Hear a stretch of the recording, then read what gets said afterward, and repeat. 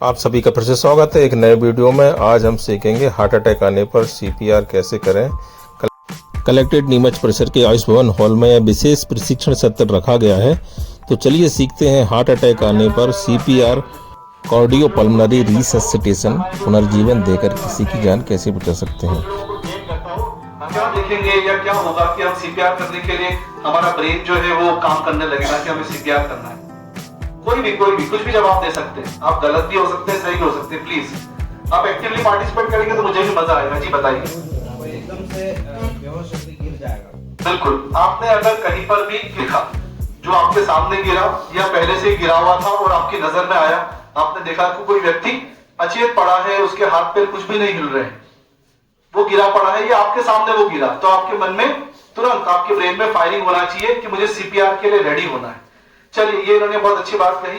अब जैसे ही हम किसी व्यक्ति को अचेत पड़ा हुआ देखते हैं या गिरता हुआ देखते हैं, हमारी सबसे पहली प्रक्रिया क्या होनी चाहिए?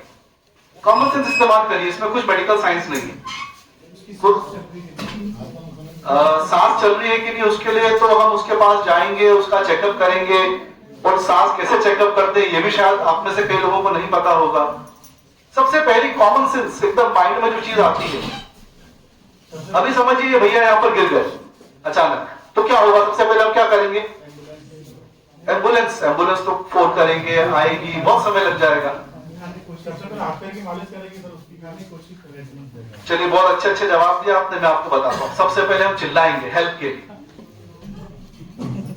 जैसे हमने किसी को गिरता हुआ देखा, हम उसकी तरफ भागते हुए चिल्लाएंगे हेल्प हेल्प, जो भी हम बोलना चाहे, बचाओ बचाओ।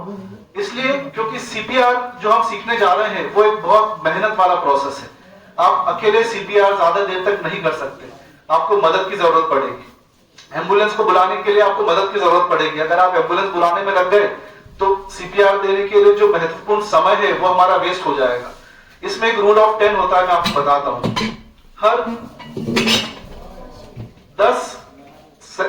1 मिनट जो हम वेस्ट करते हैं सीपीआर करने के अंदर, 10% चांस व्यक्ति के बचने का खत्म हो जाता है।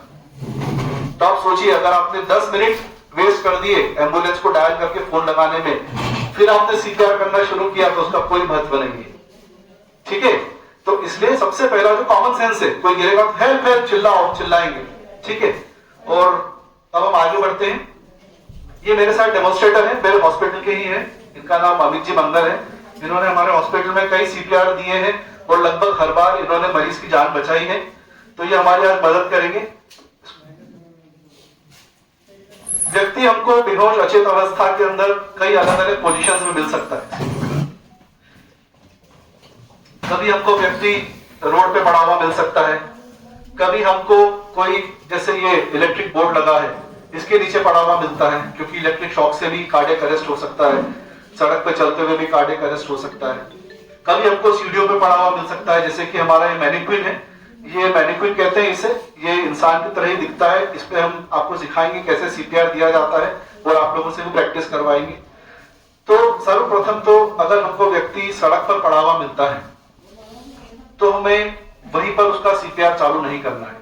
उससे पहले हमें, अगर कोई आसपास मदद मौजूद है, नहीं तो उसे हमें पहले रोड से साइड में ले जाना है। आप सब तो समझते ही हैं, रोड पे साइड में ले जाने के लिए हमें हड़बड़ाहट नहीं करनी है, पहले दाएं बाएं देखना है कोई गाड़ी तो नहीं आ रही है, वरना मालूम चला सीपीआर के लिए एक और हम भी तैयार हो जाएंगे, वहां पर हम भी लेट जाएंगे। तो पहले मरीज को हमको सेफ जगह पर ले जाना है, समतल जगह पर ले जाना है, जहां पर हम उसका आसानी से सीपीआर कर सके। दूसरा, अगर अभी हमको कभी इलेक्ट्रिक शॉक वाले एरिया में, जैसे इलेक्ट्रिक बोर्ड के नीचे हमको कोई व्यक्ति पड़ा हुआ मिले, तो हमें ध्यान से देखना है कि उसके आसपास पानी तो नहीं है या कोई तार उसके शरीर से टच होता हुआ तो नहीं है। ये ध्यान रखना बहुत जरूरी है, वरना अगर हम उस व्यक्ति को वहां से खिसकाने का प्रयास करेंगे तो शायद हमें भी शॉक लग सकता है। तो इन महत्वपूर्ण बातों का, जो कि बहुत कॉमन सेंस वाली बातें हैं, इनका ध्यान रखना बहुत जरूरी है, तभी आप खुद भी सीपीआर दे पाएंगे। तीसरी स्थिति बन सकती है कि हमें व्यक्ति सीढ़ी में पड़ा हुआ मिले। तो आप लोग मुझे बताएंगे, अगर सीढ़ी में पड़ा हुआ व्यक्ति मिला तो सीपीआर के लिए हमें सबसे पहली प्रक्रिया क्या करनी है? जी सर, समतल जगह पर। लेकिन फिर हम यहाँ एक गलती कर गए। सबसे पहली चीज हमें क्या करनी है? हेल्प के लिए पुकारना है, बचाओ बचाओ, किसी भी स्थिति में। तो पुकार, क्योंकि सीढ़ी से मरीज को ले जाना मतलब बहुत डिफिकल्ट काम। अच्छा, सीढ़ी से हम कहाँ ले जाएंगे मरीज को? बीच में हम कहीं अटके हैं तो नीचे की तरफ, क्योंकि नीचे की तरफ मरीज को ले जाना आसान होता है। और उसे हम कहां से पकड़ेंगे? कंधे से पकड़ेंगे, पैरों से नहीं पकड़ेंगे। पैरों से पकड़ेंगे तो उसका सर बार बार सीढ़ियों से टकराएगा। क्या होता है ऐसी स्थिति के अंदर? हमको समझ नहीं पड़ती, हम पैनिक हो जाते हैं, और पैनिक की स्थिति में हम ऐसी छोटी छोटी गलतियां करते हैं जो उस व्यक्ति के लिए दुखदायी हो सकती है अच्छा करने के बजाय। तो उसे हम पैरों से पकड़कर नहीं खींचे, नहीं तो उसका सर बार बार सीढ़ी से टकराएगा और उसे एक नई प्रॉब्लम, हेड इंजरी की प्रॉब्लम हो जाएगी। तो ये कुछ बहुत बेसिक चीजें हैं जिन स्थितियों में हमें व्यक्ति पड़ा हुआ मिल सकता है। एक और महत्वपूर्ण चीज, जैसा कि सीपीआर का सर ने मतलब बताया, कार्डियो पल्मोनरी रिसस्सिटेशन। कार्डियो तो आप सब जानते हैं, आजकल कार्डियोलॉजिस्ट से हर किसी का पाला पड़ता रहता है, स्टंट वगैरह लगते रहते हैं, तो कार्डियोलॉजिस्ट तो हार्ट हो गए। पल्मोनरी भी आप लोग सब समझने लग गए, पल्मोनोलॉजिस्ट फेफड़े की बीमारी। तीसरा शब्द बहुत महत्वपूर्ण है, रिसस्सिटेशन, जिसे हिंदी में कहते हैं पुनर्जीवन प्रक्रिया। अब आप सोचिए, अगर ये पुनर्जीवन प्रक्रिया है, इसका मतलब कि ये किसी न किसी मृत व्यक्ति के ऊपर की जाएगी। ये आपको समझना बहुत जरूरी है कि सीपीआर कभी भी जीवित व्यक्ति के ऊपर नहीं किया जाता है, मृत व्यक्ति के ऊपर किया जाता है। तो सबसे पहले जो प्रक्रिया होती है सीपीआर की, मरीज को सुरक्षित समतल जगह पर लाने के बाद वो यह होती है कि हम यह देखें कि वह व्यक्ति जीवित है या मृत है। आप बहुत आसानी से मुझे बता पाएंगे जीने और मरने के बीच के 2-3 खास डिफरेंसेस क्या होते हैं? एक एक करके बताएं प्लीज। कोई भी जीवित व्यक्ति और मृत व्यक्ति में 2-3 क्या खास डिफरेंस होते हैं? सांस का रुक जाना, बहुत बढ़िया। एक दूसरा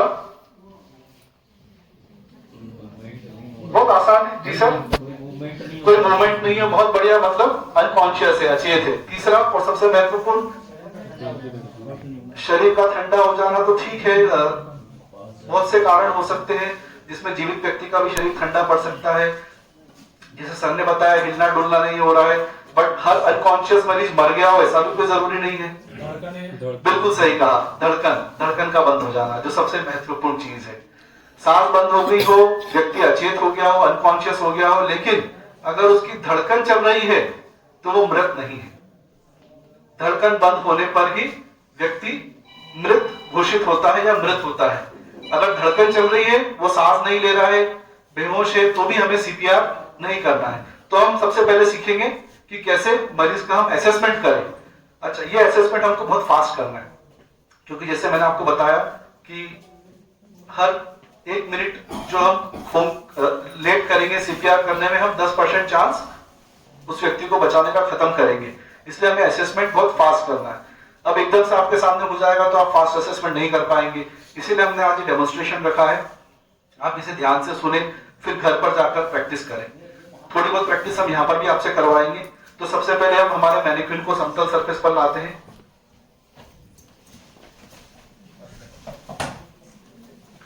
ये हमारा मृत व्यक्ति है, अचेत व्यक्ति है। अभी हम मृत नहीं कह सकते क्योंकि अभी हमने इसका चेकअप नहीं किया है। ये हमारे सामने एक अचेत व्यक्ति पड़ा हुआ है, हम हेल्प के लिए शाउट कर चुके हैं। एक और चीज, अगर हम थोड़ा दूर हैं तो जब तक हम इस मृत व्यक्ति के पास पहुंचे तब तक हम अपने मोबाइल से एम्बुलेंस का नंबर डायल कर सकते हैं, क्योंकि इस बीच हम हेल्प के लिए चिल्ला सकते हैं और अपने मोबाइल का उपयोग कर सकते हैं, और तो कुछ हम इसकी मदद कर नहीं सकते। तो उस दौरान हम फटाफट, आजकल तो स्मार्टफोन है, फटाफट, और एम्बुलेंस का हमारा नंबर भी 3 डिजिट इसीलिए छोटा रखा गया है ताकि फटाफट डायल हो। डायल करके हमको एम्बुलेंस को जगह बतानी है कि हम कहां पर हैं, और जो हमको व्यक्ति दिख रहा है, जैसी भी अवस्था में दिख रहा है, उसका हम उनको डिस्क्रिप्शन दें ताकि वो अपनी पूरी तैयारी के साथ आ सके। और हम उन्हें ये भी एश्योर करें कि मुझे सीपीआर आता है, डॉक्टर विपुल गर्ग ने हमें सीपीआर सिखाया है और हम सीपीआर करने की तैयारी में हैं। इसके बाद हम पहुंचेंगे, सबसे पहली चीज हमको जो चेक करनी है वो होता है कि मरीज कॉन्शियस है कि नहीं, क्योंकि अगर मरीज कॉन्शियस है, होश में है, तो फिर खत्म, सीपीआर नहीं होगा। तो मरीज को कैसे देखा जाए कि वो कॉन्शियस है कि नहीं? इसके लिए हम मरीज के पास जाकर बैठेंगे नजदीक, मरीज के पास जाकर हम आवाज देकर उसे चिल्लाएंगे। अगर जेंट्स है तो भाई साहब, अगर लेडीज है तो बहन जी या माता जी, जो भी आप कहना चाहें, उन्हें हम पुकारेंगे और उनके कंधे को हम हिलाएंगे, उनके सर को हम हिलाएंगे। किसी भी तरह से हमें चेक करना है कि हमारे हिलाने से या बोलने से वो कुछ प्रतिक्रिया दे रहे हैं क्या। देखिए इस तरह, भाई साहब हेलो, भाई साहब हेलो, बस इतना हमने किया, हमने देखा कि व्यक्ति ने ना हाथ हिलाए, ना पैर हिलाए, ना मुंह हिलाया, ना मुंह से कुछ बोला, कुछ भी नेक में मूवमेंट्स, गर्दन पे मूवमेंट्स भी नहीं किए, तो हम मान लेंगे कि व्यक्ति अचेत है। अब हमें अगली स्टेज पर पहुंचना है। अगली स्टेज है ये देखने की कि व्यक्ति सांस ले रहा है कि नहीं। तो सांस चेक करने के लिए दो तरीके हैं हमारे पास। पहला तरीका है, हमारे हाथ का जो पीछे का सरफेस होता है ये बहुत सेंसिटिव होता है, तो इसकी दो उंगलियां हमें उसकी नाक के नीचे रखनी है। मैं जिस पोजीशन में बैठा हूं इस पोजीशन में आना बहुत जरूरी है, क्योंकि अगर हम ऐसे खड़े खड़े करना चाहेंगे तो कुछ भी नहीं कर पाएंगे। इस पोजीशन में हम भी कंफर्टेबल रहेंगे, हमें भी तकलीफ कम होगी और हम आसानी से इनका चेकअप कर पाएंगे। तो ये पोजीशन जिसमें मैं बैठा हूँ चेकअप करने की, ये भी बहुत इंपॉर्टेंट है। तो इसमें हमने इनकी नाक के आगे दो उंगली रखी, फटाफट करना है हमें सब। यहाँ पर तो कोई सांस नहीं आ रही है, आप सब अपनी नाक के नीचे दो उंगली रखकर अभी चेक कर सकते हैं। इससे आपको एहसास होगा कि सांस के आने जाने की प्रक्रिया किस तरह से होती है। तभी आप किसी मृत व्यक्ति के, या पता नहीं ये जीवित भी हो सकता है, उसके नीचे आप महसूस कर पाएंगे कि वो सांस ले रहा है कि नहीं। दूसरा तरीका है, हम उसके चेस्ट के लेवल पर आकर देखें कि उसके चेस्ट के या पेट के लेवल में अप डाउन राइज फॉल हो रहा है या नहीं। कई बार व्यक्ति अगर काफी हेल्दी हो, या खासतौर से लेडीज के अंदर चेस्ट की बजाय मूवमेंट्स पेट में होते हैं सांस लेने के, तो वो मूवमेंट्स हमें फटाफट झुककर आई लेवल पर आकर देखना है। अगर हम यहाँ ऊपर से देखेंगे तो हो सकता है हमको चेस्ट मूवमेंट्स हो भी नहीं हो तो नहीं दिखे, इसलिए आई लेवल हमारा उसके चेस्ट के लेवल पर आकर देखना बहुत महत्वपूर्ण है। ठीक है, ये हमने चेक कर लिया दो तरीके से कि व्यक्ति सांस ले रहा है कि नहीं। अब आती है सबसे महत्वपूर्ण चीज, उसकी धड़कन चेक करना। हमारा मैनिक्विन न तो रिस्पॉन्ड कर रहा है और न सांस ले रहा है, देखा हमने इसमें कोई चेस्ट के अंदर मूवमेंट्स नहीं है। अब धड़कन कैसे चेक करना है? धड़कन चेक करने के लिए जो मैं आपको तरीका बताऊंगा, कृपया आप इसे प्रयोग नहीं करें अपने ऊपर या किसी और व्यक्ति के ऊपर भी, क्योंकि ये जो नस हम चेक करेंगे ये गर्दन की नस होती है, इसे हम कैरोटिड आर्टरी बोलते हैं। ये बहुत सेंसिटिव एरिया होता है, हम सब जानते हैं। जो इस एरिया पर हल्का सा भी दबाव ज्यादा लगाया जाए तो क्या हो सकता है। तो हमारे यहाँ पर नेक में कैरोटिड ट्रायंगल होता है। अब हल्के हाथ से आप छू के देख सकते हैं, गर्दन को थोड़ा पीछे ले जाएंगे तो आपको यहाँ पर एक खड्डे जैसा नजर आएगा साइड में। ये देखिए, ये गर्दन थोड़ी पीछे ले जाएंगे, ये सेंटर लाइन है, और यहाँ पर ये ट्रायंगल जैसा, त्रिकोण जैसा बनता है। थोड़ा पीछे करो, पीछे पीछे, ये त्रिकोण एरिया है, इसे बोलते हैं कैरोटिड ट्रायंगल। इसमें हमारी कैरोटिड आर्टरी जो हमारे ब्रेन को ब्लड सप्लाई करती है, ये कैरोटिड आर्टरी जो है ये हमें महसूस करनी होती है। जीवित व्यक्ति में कृपया इसे महसूस करने का प्रयास नहीं करें। नब्ज कैसी होती है, पल्स कैसी होती है, उसको महसूस करने के लिए हम हमारी जो हाथ की नाड़ी होती है जिसे अक्सर डॉक्टर देखते हैं, उस पर हम प्रयास करके देख सकते हैं, जिससे हमें मालूम चलेगा कि नब्ज देखना क्या होता है। इसको हम बोलते हैं रेडियल आर्टरी। ठीक है, रेडियल आर्टरी में आपको देखना सिखाता हूँ, ये आप सब खुद की भी प्रयास कर सकते हैं, अपने साथियों की भी प्रयास कर सकते हैं, जिससे आपको आइडिया लगेगा कि नब्ज कैसी महसूस होती है। नहीं तो क्या होता है, कई बार जब हम मृत व्यक्ति की गर्दन पे हमारी उंगलियां रखते हैं, 3 उंगलियां रखनी होती है, 3 उंगलियों के अंदर कैरोटिड आर्टरी हमारी लगभग पूरी कवर हो जाती है और हम उसे महसूस कर पाते हैं। कभी कभी जब हम इस 3 उंगलियों से किसी व्यक्ति के गले पे दबाते हैं तो हमारे जो हाथ की उंगलियों की धमनी होती है उनके वाइब्रेशंस, पल्सेशंस भी हमें महसूस हो सकते हैं। तो हमें लगा कि अरे इस व्यक्ति की तो कैरोटिड चल रही है, मतलब इसकी तो धड़कन चल रही है, जबकि वास्तविक में वो हमारी खुद की पल्सेशंस, खुद की धड़कन होती है, जो कभी कभी हमको उंगलियों में भी महसूस हो सकती है। तो उसके लिए आप सब देखिए कैसे महसूस करना है। अपना राइट हैंड आपको इस्तेमाल करना है पल्स देखने के लिए, और आप अपना लेफ्ट हैंड यूज कर सकते हैं जिसकी आप नर्व्स देखेंगे। तो लेफ्ट हैंड को आपको कैसे रखना है ये देखिए, इस पोजीशन में, गिरी हुई पोजीशन में।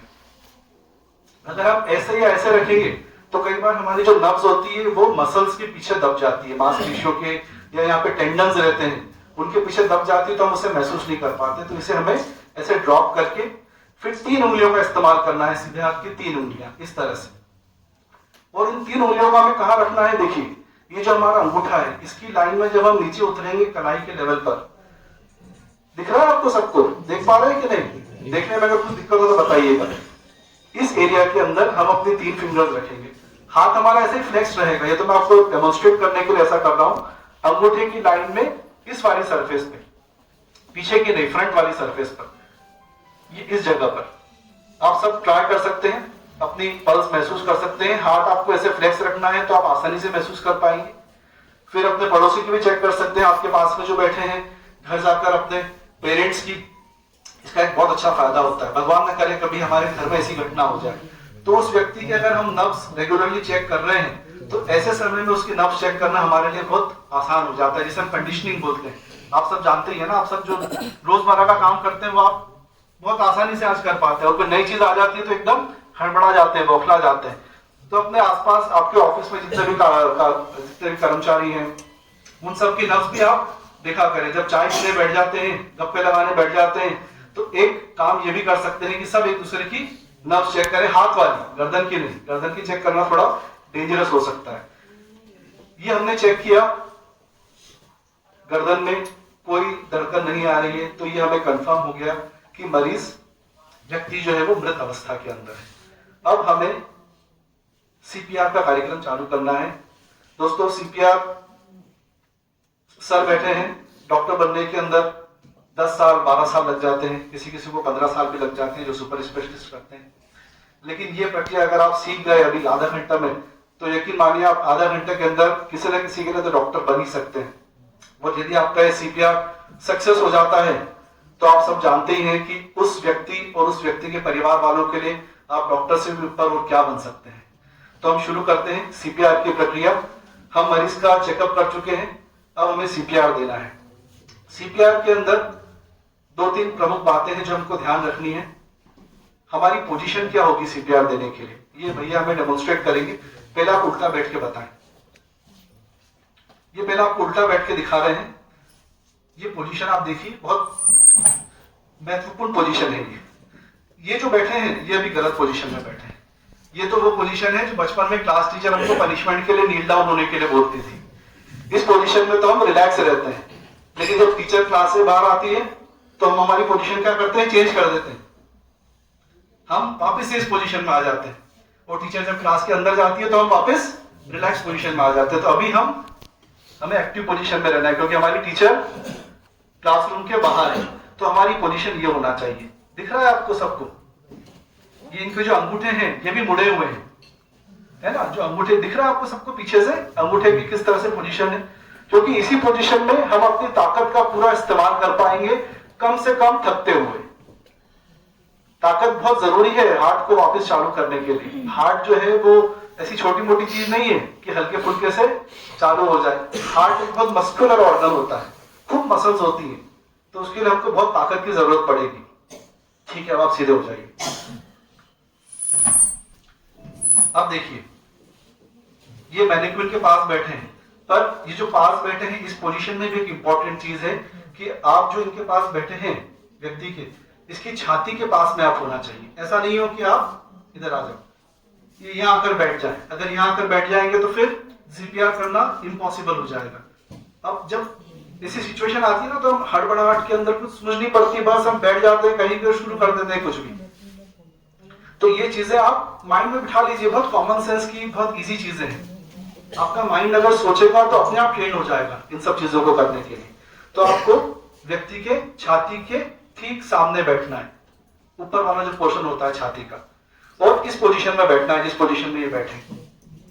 आसपास अगर कोई चादर या ऐसी कुछ चीज पड़ी हो, सॉफ्ट चीज, तो वो आप अपने घुटनों के नीचे रख सकते हैं, क्योंकि ये करने के अंदर घुटनों में थोड़ा दर्द भी हो सकता है, और वो शायद फिर आपको सीपीआर आगे करने से रोक दे। तो अगर कुछ पड़ी हो तो आप फटाफट लेके और उसको अपने घुटने के नीचे रख सकते हैं। अब देखिए, ये तो हो गया कि हमारी पोजीशन क्या है, हमें इसके कहाँ पास में बैठना है। अब दूसरी चीज आती है कि हमें सीपीआर किससे देते हैं? हम सीपीआर हाथों से, है ना? और हाथों की हमारी पोजीशन क्या होना चाहिए? तो देखिए, ये इनके 2 हाथ हैं, ये राइट हैंड है, ये लेफ्ट हैंड है। अब इनकी पोजीशन ही बना के दिखाएंगे, उसके बाद मैं आपसे कुछ सवाल पूछूंगा। इन्होंने अपनी एक पोजीशन बनाई है।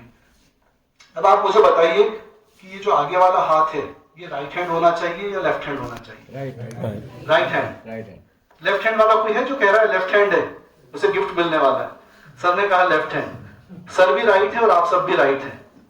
आपका जो डोमिनेंट हैंड है, जिस हाथ से आप अपना अधिकतर काम करते हैं, वो हाथ आपका आगे होना चाहिए। अगर आप राइट हैंडेड हैं तो राइट होना चाहिए, अगर आप लेफ्ट हैंडेड हैं तो लेफ्ट होना चाहिए। क्योंकि ताकत लगाने वाला काम ये हाथ करेगा, है ना। तो घुसा मारते हैं तो कौन सा हाथ इस्तेमाल करते हैं, जो हमारा डोमिनेंट है। जो लोग बॉक्सिंग देखते हैं वो जानते हैं कि जब लेफ्ट हैंड बॉक्सर हो और राइट हैंड बॉक्सर हो तो क्या प्रॉब्लम आती है, क्या ध्यान रखना पड़ता है। तो ये हमारी क्रॉस देखिए पोजीशन क्या है, सब बनाएंगे और सब मुझे दिखाएंगे ऊपर हवा के अंदर किस तरह से हाथ बनाना है। बहुत अच्छे, आप लोगों ने तो बिना बारीकियों को समझे ही खा लिए। हाँ, उन्होंने भी सही कर लिया, बिना बारीकियों को समझे ही आपने बहुत अच्छा कर दिया है। इसमें देखिए ध्यान रखने वाली क्या चीज है कि हमारी ये उंगलियां तो बंद रहेंगी और ये उंगलियां खुली रहेंगी, क्योंकि ये उंगलियां जब हम दबाव डालेंगे, कंप्रेशन डालेंगे तो हमें हेल्प करेगी, सपोर्ट करेगी। और ये उंगलियां अगर हम खुली रखेंगे तो ये हमको दबाव डालने ही नहीं देगी, ये हमारे बीच में ऑब्स्ट्रक्शन करेगी, रोड़ा अटकाएगी। तो ये उंगलियां हमारी बंद रहनी चाहिए और ये उंगलियां हमारी खुली रहनी चाहिए। ज्योतिषियों के पास बहुत लोग गए, आप में से सभी गए होंगे मेरे ख्याल से, कभी ना कभी लाइफ के अंदर सबको मौका मिल ही जाता है डॉक्टर्स, ज्योतिषी और वकीलों के पास जाने के लिए। तो आप लोगों को ज्योतिषी अगर गए होंगे तो ज्योतिषियों ने बताया होगा कि हाथ में हमारे दो पहाड़ होते हैं। ये दो पहाड़, एक किस्मत का पहाड़ होता है और एक प्यार का पहाड़ होता है। तो ज्योतिषी बोलते हैं अगर आपका ये पहाड़ अच्छा है तो आपकी किस्मत अच्छी है, और ये पहाड़ बहुत अच्छा है तो आपकी लव लाइफ मतलब पापा मम्मी भाई बहन सब प्रकार का लव हो सकता है, कोई एक ही लव नहीं होता है। तो ये दोनों पहाड़ जो है ये सीपीआर में भी हमारी बहुत मदद करने वाले हैं। किस्मत और प्यार का पहाड़ जो है आपका, वो किसी व्यक्ति की जान बचा सकता है। तो हमें ये जो हिस्सा है इससे छाती पर दबाव डालना पड़ेगा हार्ट की पंपिंग चालू करने के लिए। हार्ट हमारा बंद हो गया है, अब उसको कैसे चालू करना है, उसको हम दबाएंगे तो वो खुद धीरे धीरे अपने आप बीट करने लगेगा। ये हो गई पोजीशन की बात, हमें हमारा हाथ कैसे बनाना है। अब हमें सीपीआर देना कहां पर है, ये बहुत महत्वपूर्ण है, क्योंकि अक्सर हड़बड़ाहट के अंदर हम कहीं पर भी दबाव डाल देते हैं और वो हमारा दबाव छाती तक पहुंचता ही नहीं है, तो वो हमारा सीपीआर बेकार हो जाता है और हमारे पूरे प्रयासों के बावजूद भी हम व्यक्ति की जान नहीं बचा पाते हैं। तो ये जो जगह है सीपीआर देने की, निप्पल्स आप सब लोग जानते हैं, दो निप्पल्स होते हैं छाती के अंदर। तो दोनों निप्पल्स को अगर एक लाइन के द्वारा ज्वाइन कर दिया जाए, देखिए वहां पर डॉक्टर साहब का हाथ देखिए, उस मैनिक्विन में भी दो निप्पल्स हैं, हमारे मैनिक्विन में भी दो निप्पल्स हैं। तो इन निप्पल्स को एक लाइन ज्वाइन कर दी जाए तो सेंटर में हमारी छाती की एक हड्डी होती है, कड़क हड्डी, आप सब महसूस करके देखिए, एक अच्छी कड़क हड्डी है, ऊपर तक महसूस करें, इसे गले तक, गले में खड्डा आ गया, वहां पर हड्डी खत्म हो गई। ऐसे ही नीचे पेट की तरफ आए, जहां पर गैस एसिडिटी की प्रॉब्लम रहती है ना, वहां पर एक फिर खड्डा आ गया है, यहाँ पर हमारा स्टर्नम खत्म हो गया, ऐसे स्टर्नम हड्डी बोलते हैं। क्या बोलते हैं? स्टर्नम। तो ये हड्डी है हमारी, इस हड्डी को हम 3 भाग में बांट दें। तो पहला 2/3 ऊपर वाला जो भाग है उसको छोड़ दें, जो नीचे का 1/3 1/3 पार्ट होता है वो हमारा एरिया है, वो लगभग हमारे दोनों निप्पल्स को ज्वाइन करने वाले एरिया के अंदर आता है। उस एरिया में हमको सीपीआर देना है, जो हमने अभी हमारे हाथों की पोजीशन देखी उससे। अभी हम जो डेमोन्स्ट्रेशन करेंगे आप विश्वास नहीं करेंगे, हमारे जो मैनिक्विन है इन भैया के सीपीआर से ये भी जीवित हो जाएगा। इनको इतना प्रैक्टिस हो गया है और इतने पॉजिटिव रिजल्ट ये दे चुके हैं। ये अभी हमें डेमोन्स्ट्रेट करके बताएंगे। हाथ दिखाइए एक बार पोजीशन ऑफिस से। इन भैया की पोजीशन में कोई मिस्टेक थी क्या? अभी सही कर ली है इन्होंने। हाँ, पहले इन्होंने क्या किया था, उंगलियां ऐसी रखी थी, उंगलियां आगे वाली बंद रखनी है। ठीक है, अभी शुरू करेंगे। अगर ये व्यक्ति मैनिक्विन जीवित हो जाता है तो मतलब इनका सब कुछ सही है। ये एक ही बार में, एक ही सीपीआर में हमारा मैनिक्विन बोल पड़ा। अभी तक आपने जो चीजें देखी उसके बाद एक और महत्वपूर्ण चीज आती है। अभी एक बार और दबाएंगे, देखते हैं हमारा मैनिक्विन जीवित होता है कि नहीं। अरे अब की बार तो बोला ही नहीं है, क्या दिक्कत हुई? ऐसा क्यों हुआ? पहली बार में तो बोल गया था, दूसरी बार में नहीं बोला। प्रेशर, बिल्कुल सही। कितना प्रेशर हमें लगाना है? इतना प्रेशर होना चाहिए जो कि हमारे हार्ट तक ट्रांसमिट हो सके। वो प्रेशर होता है लगभग हमको 2 इंच यानी कि 5 सेंटीमीटर। 2.5 सेंटीमीटर का 1 इंच होता है, तो 2 इंच यानी कि 5 सेंटीमीटर हमारी छाती दब जाए। तो सभी समझते हैं मेरे ख्याल से 5 सेंटीमीटर कितना होता है, इतना दबाव। अच्छा, इसकी प्रैक्टिस अभी हम आप सबको करवाएंगे तो आपको आइडिया लग जाएगा, क्योंकि उस वक्त आप ये थोड़ा सोचते हैं कि यार 2 सेंटीमीटर दबाव देख के। तो ये चीज आपको प्रैक्टिस करनी है। एक बार आप यहाँ मैनिक्विन पे प्रैक्टिस करेंगे, दबाइए। ये देखिए लाइट भी जल गई है इसमें और आवाज भी कर रहा है, इसका मतलब इनका सीपीआर बिल्कुल परफेक्ट है, बस रुक जाइए। तो आप सब भी इस पर प्रयास करेंगे तो आपको आइडिया लग जाएगा, प्रैक्टिस हो जाएगी और फिर घर जाके एक नरम सा तकिया लें और उसके ऊपर प्रैक्टिस करें। तो प्रैक्टिस करेंगे तो आप ट्रेंड हो जाएंगे और जब ट्रेंड हो जाएंगे तो आप बहुत आसानी से सीपीआर कर पाएंगे। अब अगला सवाल ये आता है कि कब तक दबाते रहना है, कितनी बार दबाना है, कितनी स्पीड से दबाना है। ये भैया अगर एक बार दबा के रुक जाए और फिर 5-10 सेकंड बाद दूसरी बार दबाएं तो क्या हार्ट हमारा पंप कर पाएगा? नहीं कर पाएगा। हमें कंटिन्यूसली उसको पंपिंग करना है, कंप्रेशन देना है। तो वो जो हमारा रेट होता है वो होता है 100 से 120 बार प्रति मिनट। अब आप लोग बोलेंगे सर ये क्या बोल रहे हो आप, एक मिनट में कहां गिनने बैठेंगे 100 बार 120 बार। तो उसका एक बहुत आसान तरीका है, हम 100 बार को पकड़ते हैं एक मिनट के अंदर, तो 30 सेकंड में कितना हो जाएगा? 50 बार और आधा कर देते हैं 15 सेकंड। 15 सेकंड में कितना हो जाएगा? 25 बार। अब मेरे ख्याल से आप लोग थोड़ा सा अंदाज लगा सकते हैं कि 15 सेकंड में अगर 25 बार देना है तो हमें लगभग कितना फास्ट उसको पंपिंग करना पड़ेगा। फास्ट के साथ साथ दबाव भी बहुत जरूरी है। ऐसा नहीं है कि फटाफट दबा दिया लेकिन डीप तक नहीं दबाया। एक और महत्वपूर्ण चीज, दबाना आपने सीख लिया, कितना दबाना है, किस रेट से दबाना है। दबाने के अलावा उसे वापस आने देना भी जरूरी है। अगर दबाते ही रहेंगे तो उसका तो दम घुट जाएगा। तो दबाने के साथ साथ हमें उसकी रिकॉइल वापस आने की टेंडेंसी, लेकिन जब वो वापस आता है तब हमें हमारा हाथ हटाना नहीं है छाती पे से। हमारा हाथ छाती की सरफेस को टच करता हुआ रहेगा।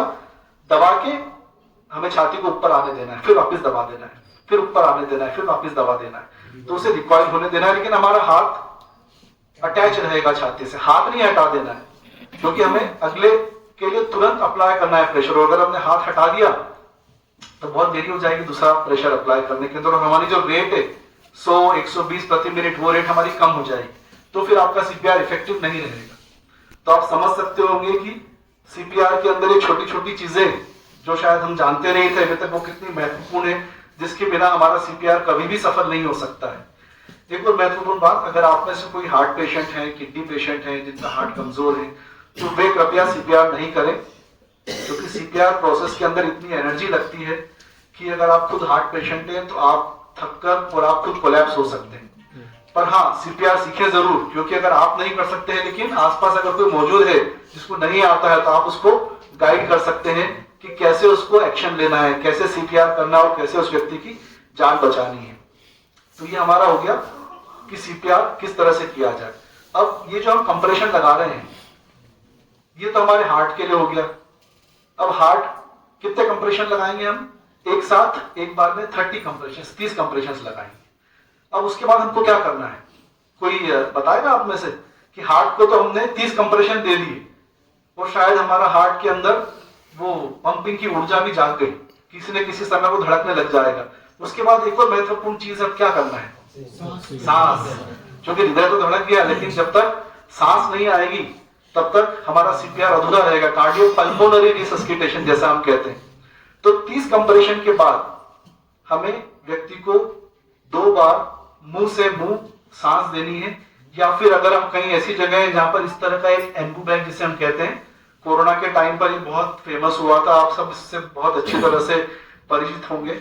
हमारे हॉस्पिटल द्वारा इसकी एक डिजाइन भी करवाई गई थी। उस पर जो कलेक्टर महोदय थे, जो पेशेंट्स को ट्रांसफर करने के लिए यूज में आता था, क्योंकि स्टाफ को भेजना पॉसिबल नहीं था, तो हमने एक ऑटोमेटिक एम्बू बैग डिजाइन किया था जो बैटरी से चलता था और पेशेंट को ट्रांसपोर्टेशन में हेल्प करता था। तो या तो हम इसकी मदद ले सकते हैं या फिर माउथ टू माउथ ब्रीदिंग, मुंह से मुंह में श्वास देना। अब देखिए, मुंह से मुंह में श्वास देना, कहेंगे सर डॉक्टर साहब इसमें क्या है? अपना मुंह वहां ले गए, उसके मुंह में सांस छोड़ दी, ये तो कोई बहुत आसान काम है, इसमें क्या सीखना?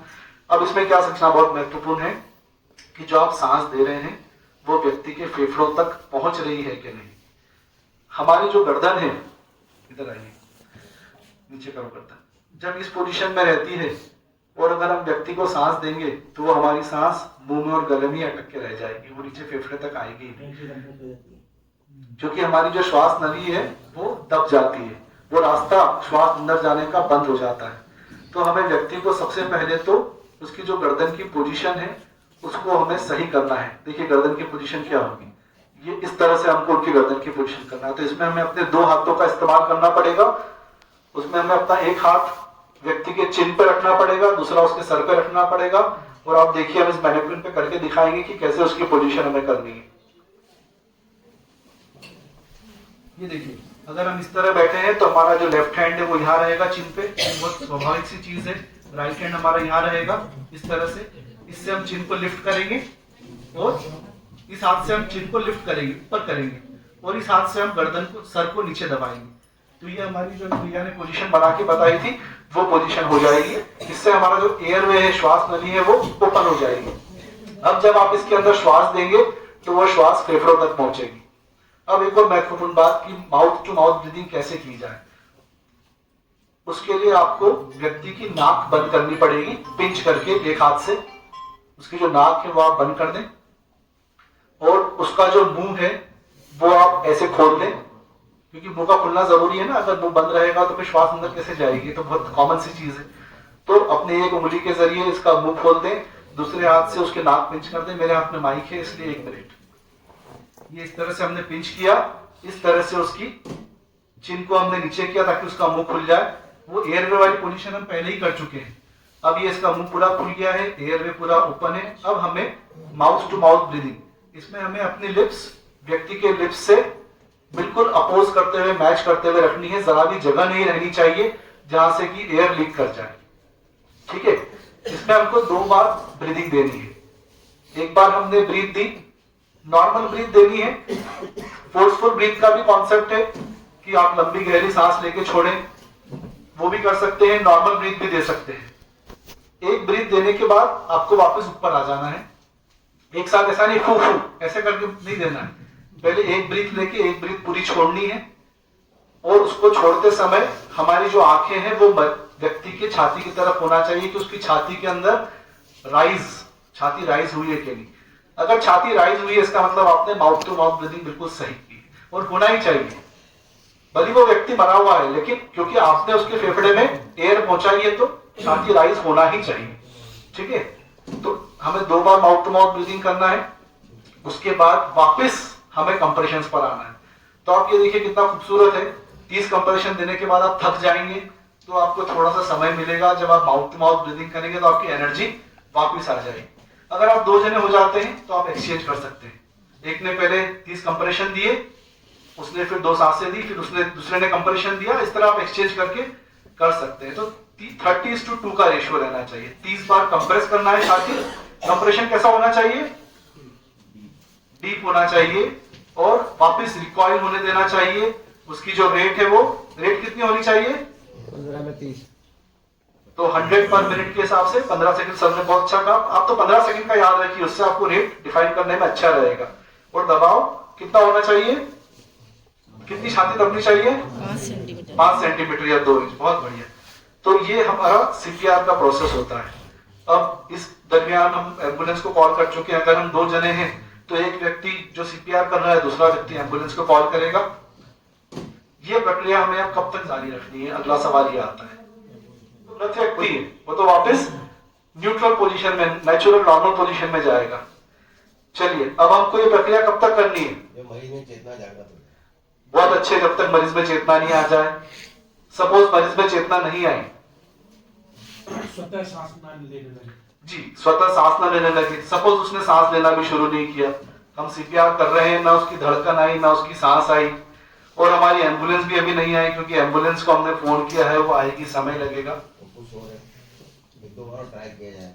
1-2 बार नहीं, इसके अंदर वही है कि कम से कम हमें 20 से 30 मिनट तक यह प्रक्रिया करनी है, या जब तक हम थक नहीं जाए। अब थक जाएंगे तो ऑब्वियसली आप कैसे कर पाएंगे? 20 से 30 मिनट का वो समय होता है जिस समय के बाद ब्रेन डेड हो जाता है कंप्लीटली। तो उसके बाद यदि आप सीपीआर करेंगे भी तो वो व्यक्ति, अगर धड़कन उसकी चालू भी हो गई, सांस लेना चालू भी हो गया, तो वो जीवन भर के लिए बिस्तर में कोमा की स्टेट में पड़ा रहेगा। उसमें आप चेतना तो ला देंगे लेकिन वो परमानेंट कोमा की स्टेज में आ जाएगा। तो 20 से 30 मिनट तक, या जब तक एम्बुलेंस नहीं आ जाती। एक बार एम्बुलेंस आ जाएगी तो पूरा ट्रेन मेडिकल स्टाफ रहेगा, तो वो पूरा सब संभाल लेंगे। उनको आप ब्रीफ कर सकते हैं कि आपने क्या क्या किया। तो ये तरीका है सीपीआर देने का। आशा है कि आप लोग सब बारीकियों को समझ पाए होंगे और जो कुछ कॉमन सेंस वाली चीजें हैं जो हमें ध्यान रखनी है, अलर्टनेस जो रखनी है, जो एनर्जी हमें इसके लिए चाहिए, इसलिए ना हमेशा ब्रेकफास्ट, लंच और डिनर जो है एकदम टाइट रहना चाहिए, क्योंकि कभी भी ऐसा मौका मिल सकता है ऐसा करने का। तो उस दिन ऐसा नहीं हो रहा यार आज नाश्ता नहीं किया ना, इसलिए ढंग से सीपीआर नहीं दे पाया, वरना इसकी जान लग जाती। अब आती है कि ये सीपीआर देने की जरूरत ही क्यों पड़ती है। ये सीपीआर देने की जरूरत पड़ती है क्योंकि मरीज को कार्डियक अरेस्ट हो जाता है, जिसके आज की तारीख में प्रमुख कारण है sugar, blood pressure, heart disease. तो उसके लिए हमने जागरूकता भरे कुछ पैम्फलेट्स बनवाए हैं जो आप में से कई लोगों को हम दे चुके हैं। जिनके पास नहीं है वो कृपया यहाँ काउंटर से ले ले जाते समय। इसमें उन बीमारियों से कैसे बचा जाए उसके विषय में डिटेल में बताया गया है। भगवान करे हम में से किसी को ऐसी कभी नौबत ही नहीं आए, तो उससे हम कैसे बचे रहें उस विषय में डिटेल में दिया हुआ है। अगर आप लोग खुद स्वस्थ हैं तो आगे भी कैसे स्वस्थ रहें वो इससे आपको जानकारी मिलेगी। आपके घर में यदि कोई शुगर, बीपी का या हार्ट का मरीज है तो उन्हें खान पान के बारे में, एक्सरसाइज के बारे में किन बातों का ध्यान रखना चाहिए डिटेल में उसमें उस विषय के अंदर दिया गया है। बाकी और कुछ भी कभी रहे तो हमेशा अपने चिकित्सक की सलाह से चले। तो आशा है मैं अपने आप को पूरी तरह से सीपीआर के लिए आपको समझा पाया हूँ। आप में से किसी को कोई भी सवाल हो या कुछ कंफ्यूजन हो, कोई डाउट हो तो प्लीज आप पूछें, क्योंकि ये किसी की जिंदगी और मौत का सवाल है। कुछ सवाल हो तो प्लीज पूछें। वैसे तो कलेक्टर महोदय के, माननीय कलेक्टर महोदय के अंडर के कर्मचारी तो सब वैसे ही स्मार्ट होंगे, तो मुझे लगता नहीं है कि किसी को कोई क्वेश्चन होगा, सबको बहुत अच्छे से समझ में आ गया होगा। तो दोस्तों, ऐसा हार्ट अटैक आने पर सीपीआर देने का विस्तृत प्रशिक्षण, होप आप भी प्रशिक्षण से सीपीआर देना सीख गए होंगे। अगर ऐसी स्थिति आपके सामने बनती तो आप भी पुनर्जीवन दें और किसी की जान बचाएं। मिलते हैं किसी अन्य वीडियो के साथ, अन्य ब्लॉग के साथ। Till then, bye bye, take care.